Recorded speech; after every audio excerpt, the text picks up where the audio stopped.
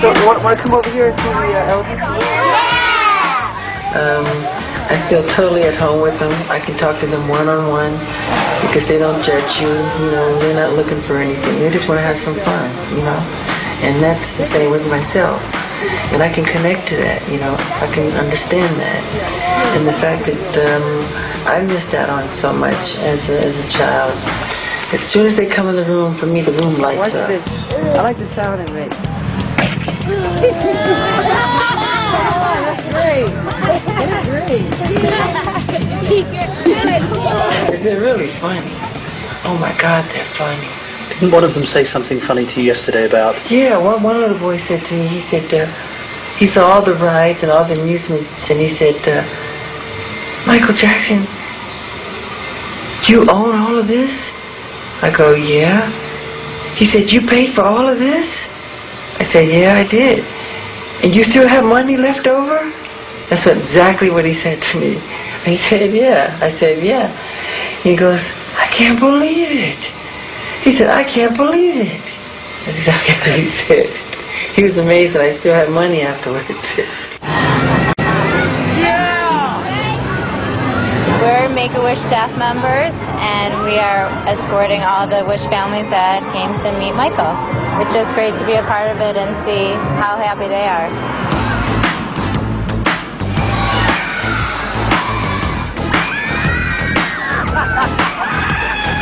Everything is free. Theater, amusement park, whatever they want to do, they can do it. But it's not free to you. It's cost you millions of Millions a year, yeah, millions. But, you know, I get it all back when I see them smile. Sugar attack right now. Peter Pan.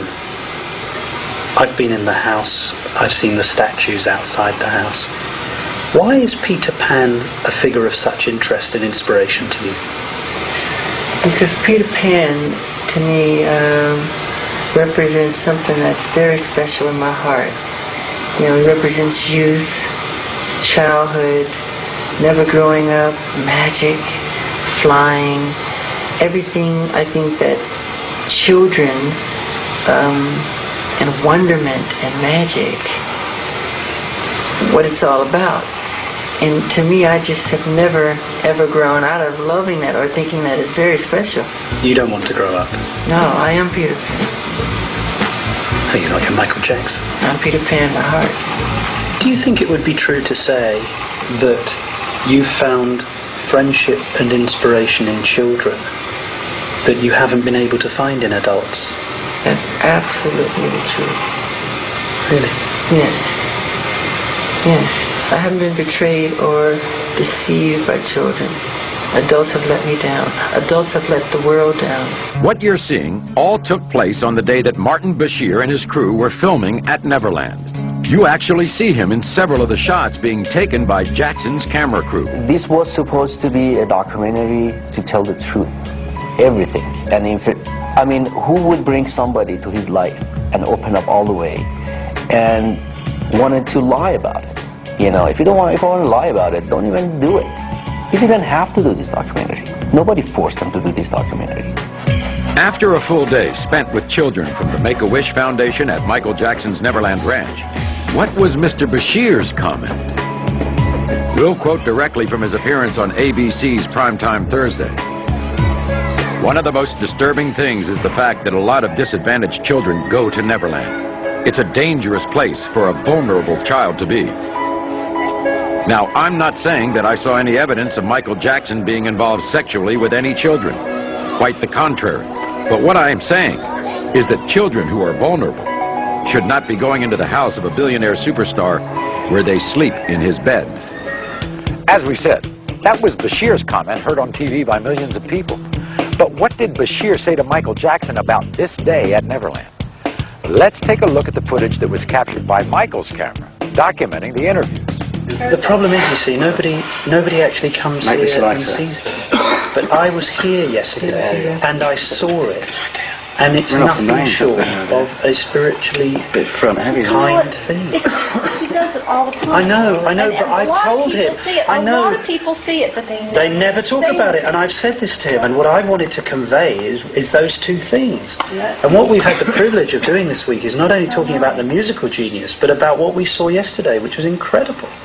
The woman you see has been Michael's makeup artist for over 20 years. Evie was saying, what are you talking After about? listening to the glowing praise Bashir had for Michael in this interview, she had a very hard time believing he could call Neverland a dangerous place for children. I've never read about that. I didn't even... It's so hard for me to imagine that Michael opened up the gates not only to Neverland, but to his heart, to Bashir. And I really thought that Bashir got it. It's getting worse.